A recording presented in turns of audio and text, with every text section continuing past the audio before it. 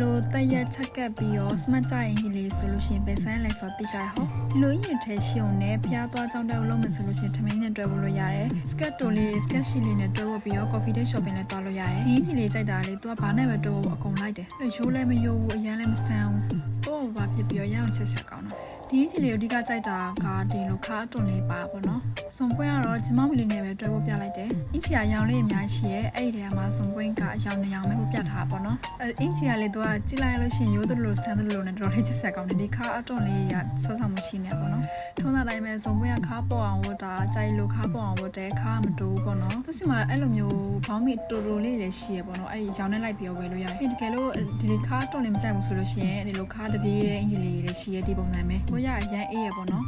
ခလာလေးလည်းအငိမ်စောလေသူဆိုင်အယောင်လေးကလှောက်လာ1ဆက်လေးပဲဝတ်ချင်တယ်ဆိုလို့ရှိရင်ဒီအင်ဂျီလေးနဲ့အယောင်လေးကိုက်ပြီးတော့ထမိန်လေးစကတ်လေးဘောင်းမီတိုလေးဘောင်းမီချီလေးအကုန်လုံးကတင်ကြတဲ့ဟာလေးသူစီမှာဝယ်လို့ရပါတော့ဆိုင်မှာ quarantine trial လို့ပြောဝယ်လို့ရတယ်လို့သူကအဲ့လို shopping mall တွေမှာလည်း sale area တွေမှာအများကြီးရှိတတ်တယ်ပေါ့နော်သူဆိုင်မှာညိုလှတဲ့အင်ဂျီလေးအများကြီးရှိတယ်ဒါပေမဲ့သူကပုံနေတိတ်မတင်ဘူး video တွေဆိုလည်းတိတ်မတင်ဖြစ်ဘူးပေါ့နော်အဲ့ဒီတော့ဆိုင်လေးလေးချပေးရမယ်အဲ့ဒီမှာ quarantine သွားပြီး trial လို့ပြောဝယ်လို့ရတယ်ဈေးနှုန်းသိနေတယ်ဆိုလို့ရှိရင်လည်းဒီ page မှာသွားပြီးတော့မေးလို့ရပါပေါ့နော်ဆုံးနေကြည့်ပြီးတော့အားလုံးကျေးဇူးများတင်ပါတယ်